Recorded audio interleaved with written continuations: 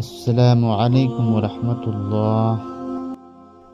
محترم ناظرین کرام، آج ہم ایک ایسے انسان کے انجام پر بات کر رہے ہیں جس نے طاقت پا کر خدا ہونے کا دعویٰ کیا، مگر آخرکار اللہ کی قدرت کے سامنے بے بس ہو گیا۔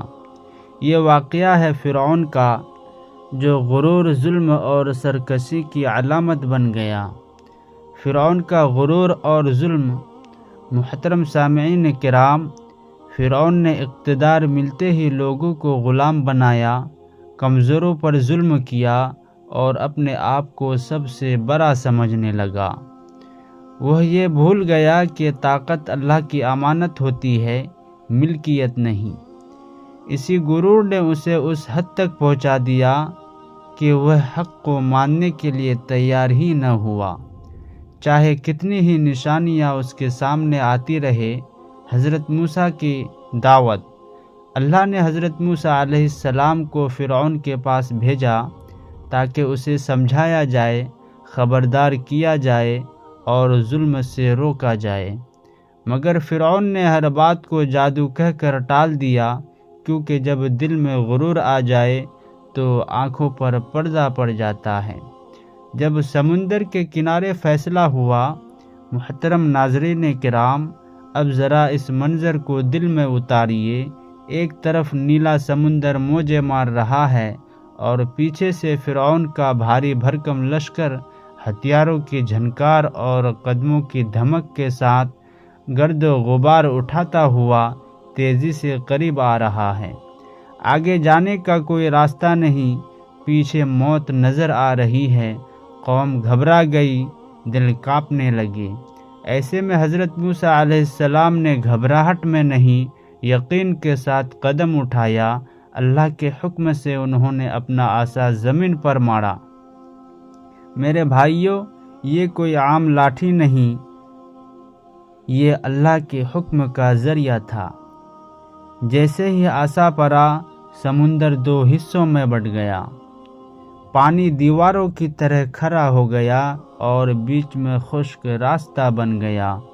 بنی اسرائیل حیران تھے، مگر اللہ کے حکم سے سمندر کے بیچ سے چلتے ہوئے پار ہو گئے۔ غرور کا آخری قدم۔ پیارے بھائیوں اور بہنوں، فرعون نے یہ منظر دیکھا، مگر سبق لینے کے بجائے غرور میں آگے بڑھ گیا۔ اس نے سمجھا، جس راستے سے یہ نکلے ہیں میں بھی نکل جاؤں گا۔ جیسے ہی وہ اور اس کا لشکر سمندر کے بیچ پہنچا، اللہ کا حکم آیا، پانی اپنے جگہ لوٹ آیا، اور وہ راستہ جو ایمان والوں کے لیے نجات تھا، فرعون کے لیے ہلاکت بن گیا۔ آخری وقت کی توبہ مگر قبول نہ ہوئی۔